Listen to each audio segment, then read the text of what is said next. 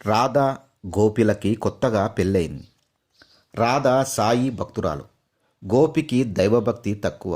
దానికి తోడు గుళ్ళు గోపురాలకి ప్రత్యేకించి వెళ్ళాలంటే మరింత విసుగు.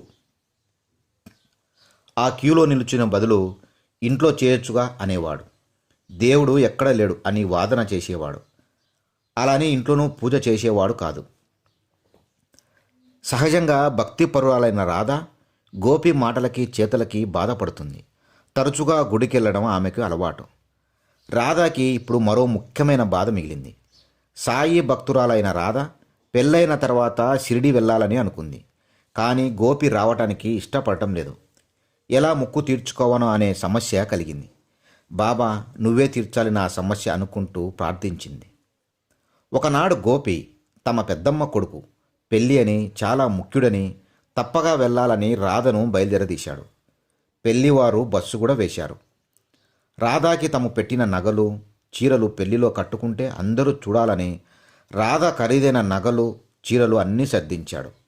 రాధ అక్కడ నాకెవరూ తెలియదు కదండి, మీరు ఒక్కళ్ళు వెళ్ళిరండి అని బ్రతిమాలిన భర్త వినలేదు. చివరికి ఇద్దరూ బయలుదేరారు. తీర మధ్యలో ఆటో ట్రబుల్ ఇచ్చింది. కొంతసేపు డ్రైవర్ బాగు చేసి చూసి బాగా మరొక ఆటో పిలిచి వీరిని ఎక్కించి పంపాడు.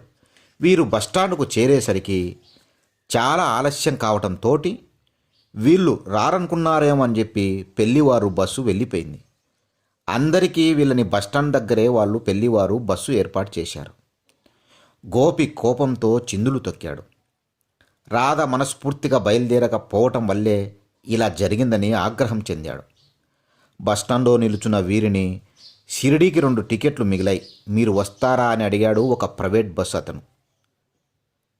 మేం రాము అన్నాడు కోపంగా గోపి. అతను వెనుతిరిగాడు. ఏమండి అని భయంగా పిలిచింది రాధ.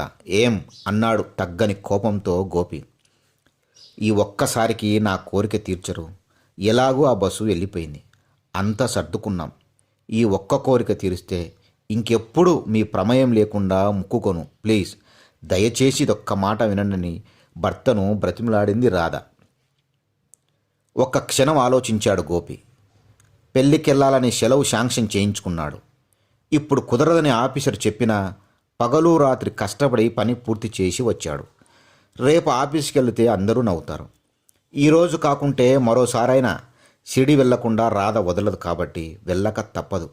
అదేదో ఇప్పుడే కానిస్తే 2 సమస్యలు తీరుతాయి అనుకొని, సరే కానీ ఏం చేస్తాం, పెళ్ళి అనుకుంటే యాత్ర అయింది అన్నాడు అయిష్టంగానే.